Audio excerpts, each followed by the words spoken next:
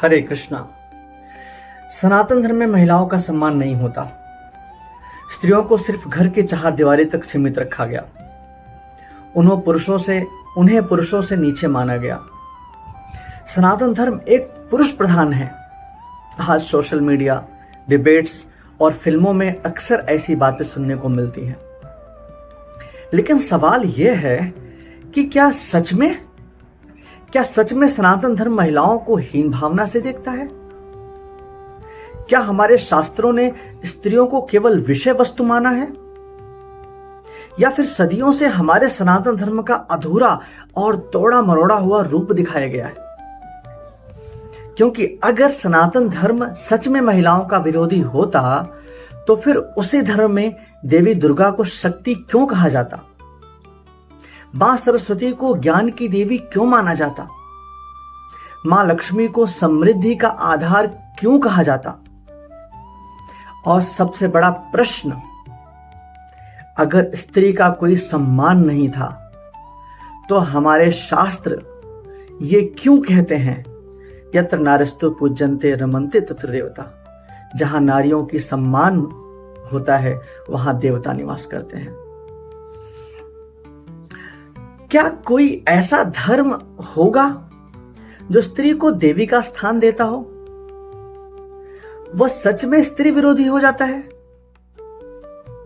इस वीडियो में हम भावनाओं से नहीं, अपितु शास्त्रों, वेदों, उपनिषदों, रामायण, महाभारत और भगवत गीता के प्रमाणों से जानेंगे कि सनातन धर्म में स्त्रियों का वास्तविक स्थान क्या है। हम जानेंगे, क्या महिलाओं को वेद पढ़ने का अधिकार था? क्या स्त्रियां ऋषि और विदुषी बन सकती थीं? क्यों पत्नी को अर्धांगिनी कहा गया? क्यों बिना स्त्री के कई धार्मिक कार्य अधूरे माने गए? और आखिर कैसे समय के साथ समाज की कुछ कुरीतियों को सनातन धर्म का नाम दे दिया गया? आज का यह वीडियो शायद आपकी सोच बदल दे, क्योंकि जो सत्य शास्त्रों में लिखा है वह सोशल मीडिया की आधी अधूरी बातों से बिल्कुल भी अलग है। सनातन धर्म में स्त्रियों का स्थान केवल सम्मान का नहीं, बल्कि दिव्यता, शक्ति, ज्ञान और सृष्टि के मूल आधार का कारण माना गया है।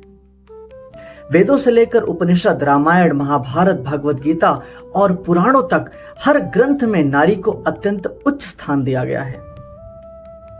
सनातन परंपरा ये नहीं कहती कि स्त्री केवल परिवार तक सीमित है, बल्कि उसे धर्म, ज्ञान, संस्कृति, करुणा और शक्ति की धुरी माना गया है। मनुस्मृति का एक प्रसिद्ध श्लोक है, आप सभी जानते होंगे, यत्र नार्यस्तु पूज्यन्ते रमन्ते तत्र देवता, यत्रे तास्तु न पूज्यन्ते सर्वास्तत्रा फलाः क्रियाः। अर्थात जहां स्त्रियों का सम्मान होता है वहां देवताओं का निवास होता है, और जहां उनका अपमान होता है वहां किए गए सभी शुभ कार्य निष्फल हो जाते हैं। यह श्लोक स्पष्ट करता है कि सनातन धर्म में नारी का सम्मान केवल सामाजिक नियम नहीं, बल्कि धार्मिक और आध्यात्मिक सिद्धांत भी है। सनातन धर्म में ईश्वर को केवल पुरुष के रूप में नहीं देखा गया, ईश्वर की शक्ति को देवी के रूप में पूजा गया। देवी दुर्गा शक्ति और रक्षा का प्रतीक है। देवी काली अधर्म के विनाश का प्रतीक है। देवी लक्ष्मी समृद्धि का स्वरूप है। देवी सरस्वती ज्ञान और विद्या की देवी है। देवी महात्म्य में कहा गया है, या देवी सर्वभूतेषु शक्ति रूपेण संस्थिता, नमस्तस्यै नमस्तस्यै नमस्तस्यै नमो नमः। जो देवी समस्त प्राणियों में शक्ति के रूप में स्थित हैं, उन्हें बार बार नमस्कार है, नमस्कार है, नमस्कार है। यह केवल पूजा का मंत्र नहीं, बल्कि यह घोषणा है कि हर स्त्री में दिव्य शक्ति का अंश है और उसे माना गया है।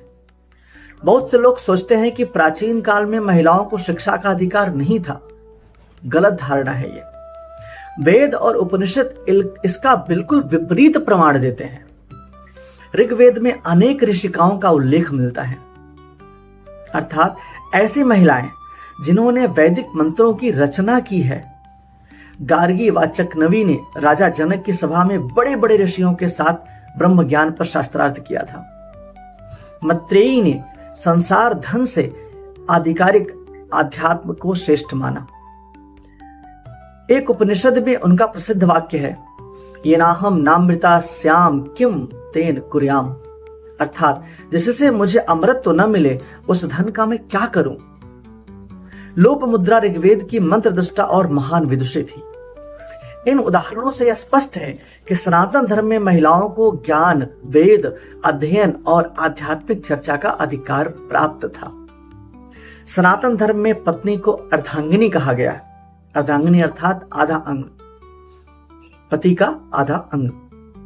कई वैदिक यज्ञ पत्नी के बिना पूर्ण नहीं माने जाते। गृहस्थ आश्रम में स्त्री को गृह लक्ष्मी कहा गया है। सीता केवल एक आदर्श पत्नी नहीं, बल्कि त्याग, धैर्य और धर्म की प्रतिमूर्ति थी। महाभारत में द्रौपदी की बुद्धिमत्ता और साहस पूरे समाज को आईना दिखाती है। सनातन संस्कृति में मां को सबसे ऊंचा स्थान दिया गया है। तैत्तिरीय उपनिषद का प्रसिद्ध वाक्य है, मातृ देव भव। माता को देवता के समान पूजा जाता है। इसके बाद ही पितृदेव भव कहा गया है, पहले पितृदेव भव नहीं है। यह दर्शाता है कि मां को प्रथम सम्मान दिया गया है। महाभारत में कहा गया है, नास्ति मातृ समा छाया नास्ति मातृ समा गति ही, अर्थात माता के समान कोई छाया और आश्रय नहीं है। भगवान श्री कृष्ण भगवद गीता में कहते हैं, माम ही पार्थ व्यपाश्रित्य ये पिस्यु पापयोने स्त्रियो वैश्यस्तथा शूद्रोस्तेप याति पराम गति ही, अर्थात हे अर्जुन, जो भी मेरी शरण में आता है, चाहे स्त्री हो या पुरुष, वह परम गति को प्राप्त कर सकता है। तो यह श्लोक यह स्पष्ट करता है कि मोक्ष और भक्ति का अधिकार सभी को समान रूप से है। सनातन धर्म में शिव और शक्ति को अलग अलग नहीं माना गया। अर्धनारीश्वर रूप में भगवान शिव की पूजा होती है, सभी जानते होंगे। यह प्रतीक बताता है कि पुरुष और स्त्री दोनों मिलकर ही पूर्णता बनाते हैं। समय के साथ समाज में कई कुरीतियां आई, जैसे कि बाल विवाह, जैसे कि शिक्षा से वंचित करना, सामाजिक प्रतिबंध, इन सब ने महिलाओं की स्थिति को प्रभावित किया। लेकिन ये मूल सनातन सिद्धांत कभी नहीं थे। शास्त्रों का मूल संदेश नारी सम्मान, शिक्षा और आध्यात्मिक समानता का ही है। विवेकानंद ने कहा था, जिस राष्ट्र ने अपनी महिलाओं का सम्मान करना नहीं सीखा, वो कभी महान नहीं बन सकता। इसलिए जब कोई कहता है कि सनातन धर्म में महिलाओं का सम्मान नहीं होता, तो शायद उसने सनातन धर्म को, शास्त्रों को कभी पढ़ा ही नहीं। वो बस सोशल मीडिया से अधूरी जानकारी लेकर के शास्त्र वेत्ता बनता है। क्योंकि सनातन धर्म में स्त्री केवल अस्तित्व नहीं, बल्कि एक व्यक्तित्व है, एक शक्ति है, ज्ञान है, करुणा है, संस्कृति की रक्षक है और सृष्टि का आधार है।